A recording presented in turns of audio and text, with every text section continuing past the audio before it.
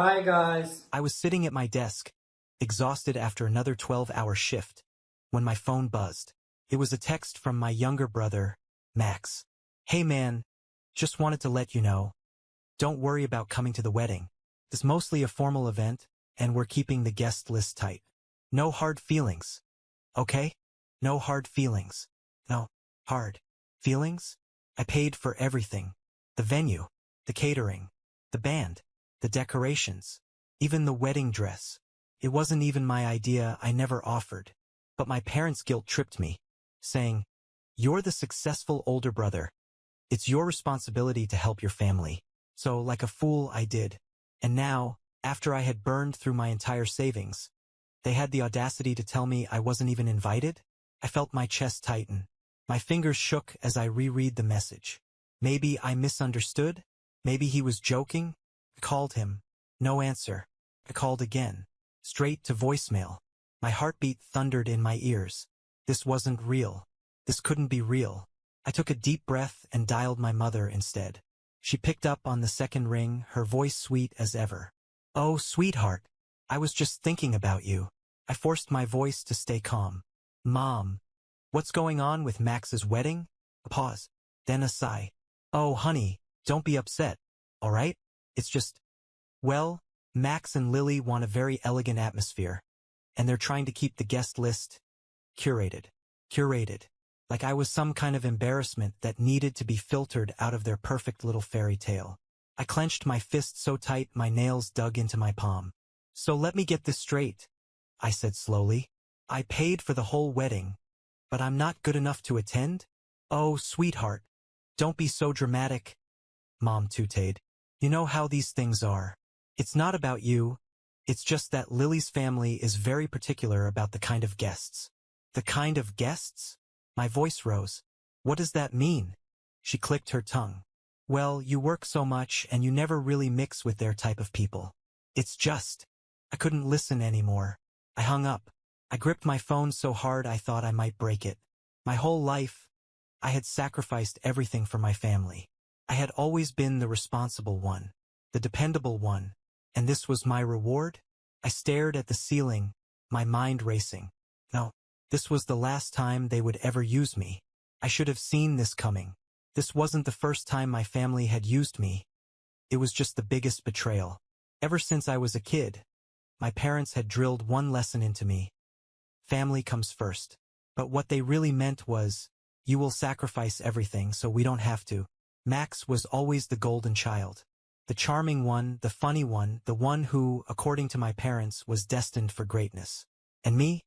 I was the workhorse, the reliable one, the one who was expected to be responsible while Max coasted through life without consequences. When we were kids, I had to share everything with him. If I got a new toy, Max would cry until I gave it to him. If I got a bigger piece of cake, my mother would cut it in half and hand the rest to Max. "He's your little brother," she would say. "You should take care of him." And I did. I gave him everything.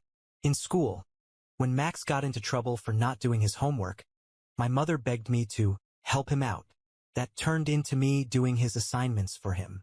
When he got older and blew all his money partying, my parents told me to lend him some. That turned into me covering his rent for an entire year. When he dropped out of college and couldn't find a job, they told me to let him stay with me, just for a few months. That turned into 2 years. And I let it happen.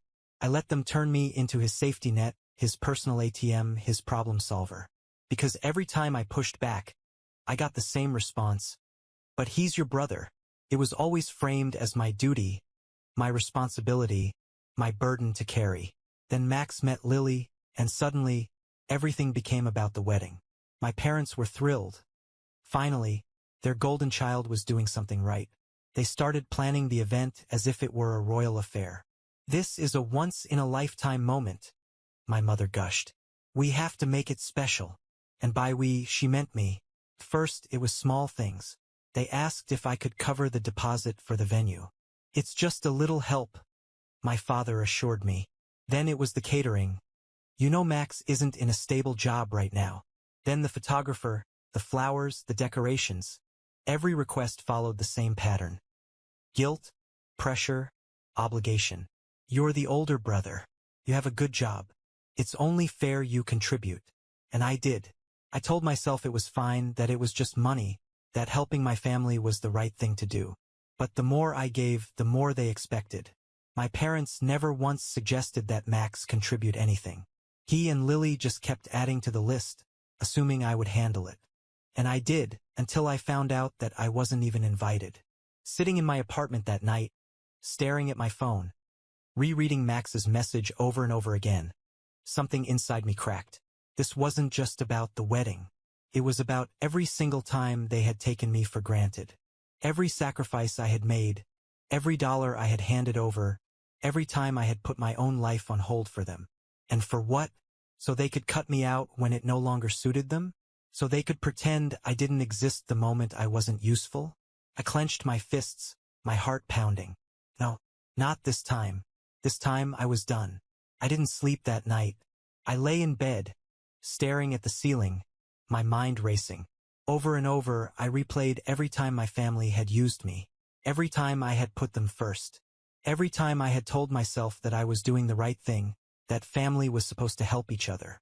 And every single time, they had repaid me with nothing but entitlement. By morning, my anger had hardened into something cold and final. I wasn't going to let this go. Not this time. I called my mother first. She picked up on the second ring, her voice bright and cheerful. "Oh, sweetheart, are you excited for the big day?" I forced myself to stay calm. "Tell me something, Mom. Why wasn't I invited?" A pause. "Oh, honey, don't start this again. We talked about it." No. "You talked. I want an answer." She sighed dramatically, like I was being unreasonable. "Sweetheart, it's not personal. It's just, you work so much and you're not really part of their social circle. It would be awkward." I clenched my jaw. "Awkward? You wouldn't fit in, honey. You know how these things are." I let out a short, humorless laugh. "So let me get this straight.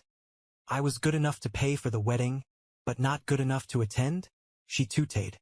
"Don't be so dramatic." I gritted my teeth. "Put Dad on the phone." She huffed but passed the phone over. My father's voice came through, gruff and impatient. "Listen, we don't have time for this nonsense. The wedding is tomorrow. Don't make a scene." I felt my pulse pounding in my ears. "Dad, tell me the truth. Did you know about this? Did you know they weren't inviting me?" He exhaled sharply. "Look, Max and Lily made their decision. It's their wedding. And you just went along with it? Son, don't be selfish.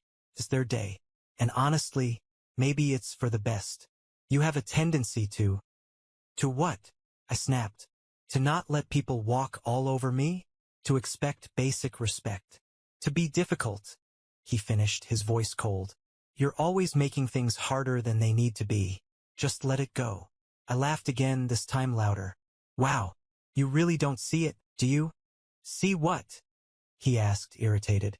"That you've been using me my entire life. Don't be ridiculous." I shook my head. "I'm done." Silence. "What?" I said, "I'm done. With all of you. Don't call me. Don't ask me for money. Don't expect a thing from me ever again." Now it was his turn to laugh. "Oh, come on. Don't be childish." I didn't answer. Son. "You can't just cut off your family. Watch me." I hung up. I sat there, staring at the phone, my hands shaking. They would call back. They would try to guilt me, manipulate me, make me feel like the bad guy. But this time I wasn't listening. This time I was free. I expected silence. After I hung up on my father, I thought maybe, just maybe, they would finally understand. That they would finally realize I was serious. That they would let me go. I was wrong. The storm started the next morning. I woke up to 22 missed calls from my mother, 10 from my father, 3 from Max, and over 40 messages. "We need to talk. You're being irrational. This is not how family treats each other. Call me back now. You're embarrassing us." I turned off my phone. An hour later, someone was banging on my door. It wasn't just knocking. It was pounding, like whoever was on the other side was trying to break it down. My stomach twisted into a tight knot. I lived alone. No one ever came by unannounced. I walked over and looked through the peephole. It was my mother. Her face was tight with anger. Her hands clenched into fists. She looked furious. I sighed. This wasn't going to be easy. I unlocked the door and opened it just a crack. Mom! She shoved past me, storming inside before I could stop her. What is wrong with you? She snapped, spinning around to face me. I took a slow breath. Good morning to you too. Don't start with that tone, she hissed. Do you have any idea what you've done? You humiliated your brother. You humiliated this family. I stared at her in disbelief. I humiliated you? My voice was eerily calm. You cut me out of the wedding after I paid for it. And now you're mad at me. She folded her arms across her chest. You're being dramatic. I let out a hollow laugh. Dramatic? I gave everything to this family. And the second I say no, you all act like I never existed. Her eyes darkened. You're making a scene. That's why Max didn't want you there. You always make things about yourself. That hit me harder than I expected. I swallowed down the lump in my throat. No, Mom. I make things about survival. I worked myself to the bone so that Max could have a free ride. I spent years putting you all first. And for what? She flinched, but quickly recovered. Max is your brother. You should support him. I clenched my fists. And what about me? When have any of you ever supported me? She exhaled sharply. We raised you. We gave you everything. You gave me expectations. That's not love. That's control. Silence. Her lips pressed into a thin line. Fine, she said coolly. If that's how you feel, then you can deal with the consequences. I narrowed my eyes. What consequences? Her gaze was cold, calculating. You think you can just cut us off? That's not how this works. You'll see the consequences. I stepped closer, my voice low. No, Mom. You'll see the consequences. For the first time, she looked uncertain. Leave, I said. She hesitated, then turned on her heel and stormed out. I closed the door, locked it, and then I collapsed onto the floor and let out a breath I had been holding for years. It was over, or at least I thought it was, until Max called me later that night. And this time, he wasn't calling to apologize. This time, he was calling to destroy me. Max's name flashed on my phone screen. I stared at it, my heart pounding. I could ignore him, block his number, pretend he didn't exist. But something inside me whispered, no, pick up, end this. So I did. Hello. His voice was sharp, angry. What is wrong with you? I leaned against the counter, gripping the phone tightly. Excuse me? You just cut off Mom and Dad? Just like that. I exhaled slowly. Yes. You're such a selfish bad guy. I laughed, the sound bitter. I'm selfish. Yes, he shouted. You abandoned your own family. After everything they did for you. I shook my head. Everything they did to me, you mean? Oh, don't start with that victim complex. His voice dripped with disdain. You think you're some kind of martyr? Newsflash, dude. No one cares. I clenched my jaw. Then why are you calling me, Max? Silence. I smirked. You need money, don't you?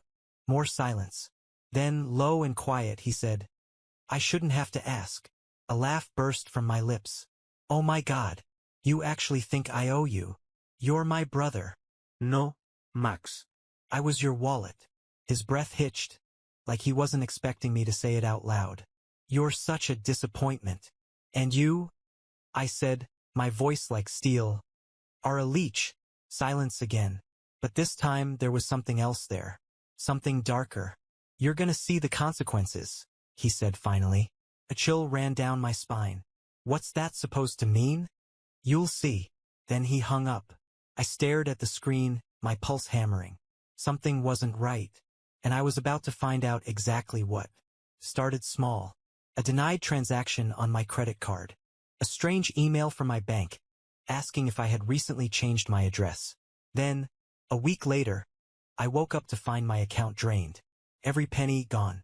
I sat there, staring at the empty balance, my mind struggling to process what I was seeing.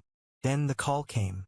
Sir, the bank representative said, we have reason to believe this was an authorized transaction. The funds were transferred to a joint account under your family's name. A joint account. My family's name. Max. I felt like I was drowning. So you're telling me My own brother stole my money? The woman on the line hesitated. Legally, since the account was previously linked to yours, it doesn't qualify as theft. I nearly dropped the phone. Not theft, because legally my money had been accessible to them. I had never removed their names, because I had never imagined they would do this to me. I drove straight to my parents' house. The second my mother opened the door, I pushed past her. She gasped. "Excuse me, where is he?" My voice was cold, controlled. She crossed her arms. "You have no right to barge in here. Where is he?" A slow clap echoed from the hallway. Max stepped into view, smirking. "Well, well," he said. "Look who finally decided to visit." I saw red. I lunged at him, grabbing his collar, shoving him against the wall. "Give it back." He didn't flinch. He just smiled. No. I shoved harder. "I swear to God, Max." "What?" he sneered. "You'll hit me? Go ahead. Prove to Mom and Dad what a bad guy you are." I froze. He wanted this. He wanted me to lose control, to give them a reason to turn this all on me. I let go, stepped back. Max smoothed his shirt. "Smart choice." I turned to my parents. "You let him do this?" My father shrugged. "You should have stayed loyal to your family." Something inside me shattered. I took a step back, looking at them, really looking at them. For the first time. They didn't care. They never had. They never would. I exhaled. "Okay." Max frowned. "What?" I smiled. "Okay." Then I walked out. Took 2 months to rebuild. I filed a fraud claim. It was denied. I hired a lawyer. He told me I had a case. And I sued them. I sued my own family. Max, of course, played the victim. He cried on social media about how money tore us apart. My parents begged me to drop it. But I didn't, because this time I wasn't saving them. This time I was saving myself. The lawsuit dragged on. But in the end I won. The judge ruled in my favor. Max was forced to pay back every cent. And when he couldn't, his precious wedding fund was seized. His car repossessed. His perfect life destroyed. And my parents? They called. They begged. They said they were sorry. I blocked their numbers. And for the first time in my life, I was finally free. Update. It's been a year. A year without phone calls demanding money. A year without waking up to panicked messages about someone in the family needing my help.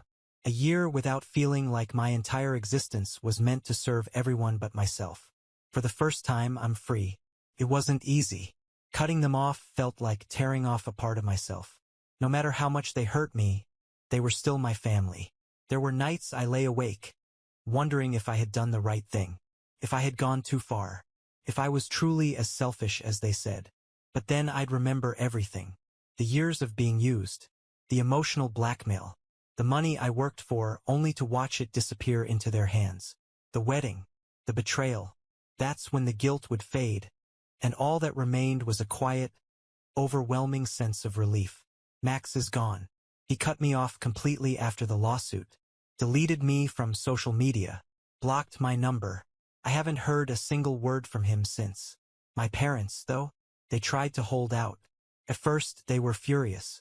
They called me every name in the book.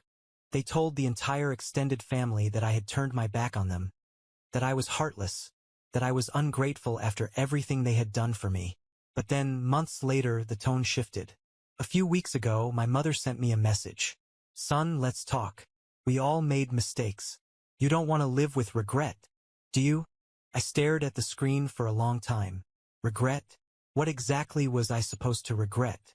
That I stopped letting them treat me like a walking ATM? That I stopped allowing them to manipulate me? That I finally put myself first? And yet, I hesitated.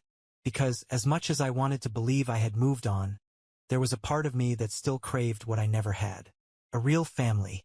A mother who loved me for more than what I could provide. A father who saw me as something more than a financial backup plan. A brother who actually cared. And a small, foolish part of me wondered, had they changed?